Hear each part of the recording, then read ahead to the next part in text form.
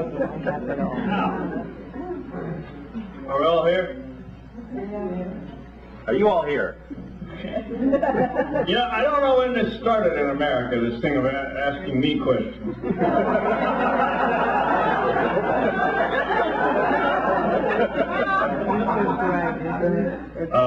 It's great to be here in La Pena, and I want to just say, in the spirit of George W., tu casa es mi casa.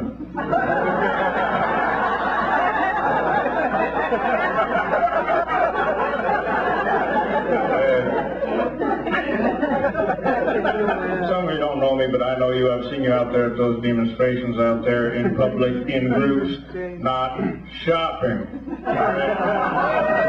We'll be talking about that this evening. Some of you don't know me. I am from the Committee to Intervene Anywhere, Equal Opportunity Destroyer based in Washington, D.C. And of course, we specialize in a number of things that you don't know. Now, new assignments. I am also now the Cultural Director of the Department of Homeland Security. And, you don't know what a great pleasure it is for you to be here with me tonight. And you're not likely to find out, are you? We're going to talk about a number of things tonight, and of course, it's been a while since we met.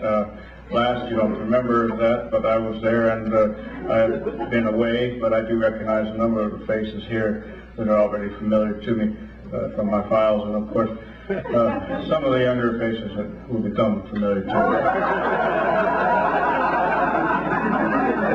A number of things. Of course, the CIA Total Information Awareness Project, which has been brought into formation because a little knowledge is a gangrenous thing, as you know, and I'm sort of trying to protect you and me from you, you know, and see if we can't get all the knowledge in one place. We can kind of keep an eye on it. But as I say, you have been demonstrating out there, and some of you, I think, don't really take on board the full meaning of the color-coded alert system. So if I can just run that by you ever so briefly once again. Of course, the base level is green. It's perfectly safe. You're free to go shopping. And the next level is blue. It's called guard condition. Go shopping, but with a guard. The yellow condition, you are advised to strongly consider shopping online. Then where we are now situated, of course, the heightened risk, the orange level, you should send a shadow shopper, which will be provided by the shadow government. And finally, of course, the highest level, the extreme risk, the red, your consumer decisions will be made for you by the Consumer Decision Division of the Department of Homeland Security, charged your credit card and delivered to your house when they go back down to yellow. Now,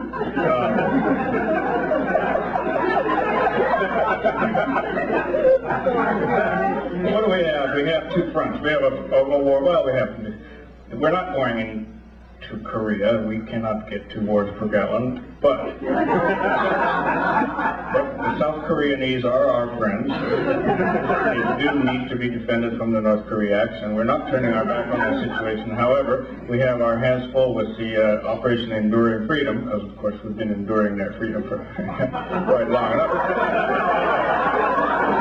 And at home, the Operation Undoing Freedom. And I do apologize that we had to destroy the Bill of Rights in order to save it. However, you really, if you think about it, this is what happens in wartime. You really did not lose that many freedoms. I think it's just the First, Fourth, Fifth, and Sixth Amendment. You can count them on one hand. And that happens. And it happens in war because people hate us. Why do they hate us? Because we're good, they're bad. That's what. Also, they hate us for our freedom, and that's why we had to hide it.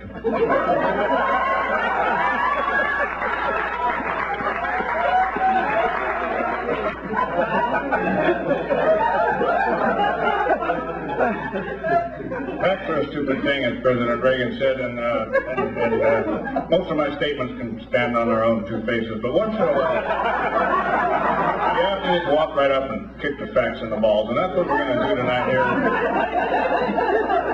We're going to have a little sort of counterintelligence cabaret section here where we counter your intelligence, which according to my intelligence you do need. Now, one of the things that has happened in the course of these demonstrations is that, oh, are we still on?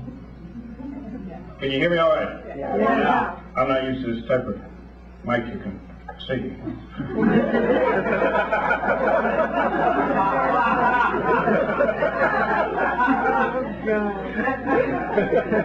A lot of people have questioned the necessity for war at this particular time, but most people have not, of course. There's been a great heartening of the armories, and the problem is, you know, when you have a flagging economy, it's time to put out more flags, obviously. If the economy is tanking, you have to begin to think about tanks, and that is why, friends, we have think tanks. That is the only reason.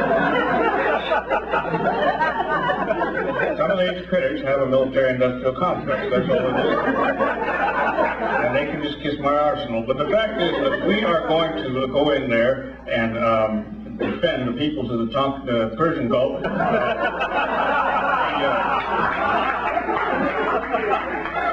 Because Saddam, you know, when he took his followers, the Sodomites, out there into the desert, and crossed the line in the sand, and let me tell you something about that. That line was a good line.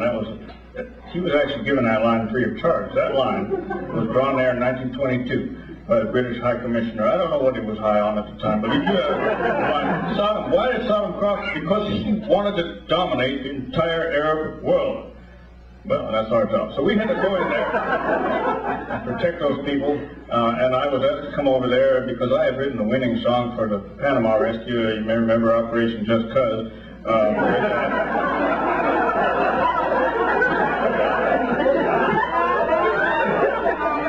And they really needed me. They needed me over there because a number of countries have not understood the need to defend the Iraqis from their oil. It's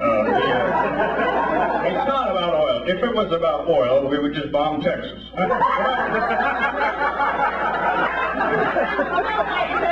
we're not going to bomb Texas. Berkeley maybe, but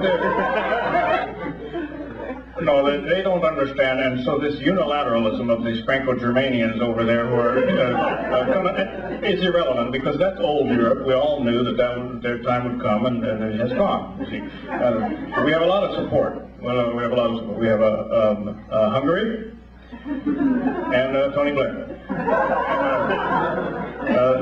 Turkey supports us, except for the people, and also the entire nation of Berlusconi is behind us. And we have the new important nations of Europe, Slovakia, Slovenia, basically all the nations ending in IA are behind us as we go out and look in Iraq to find Bin Laden. Now, Bin Laden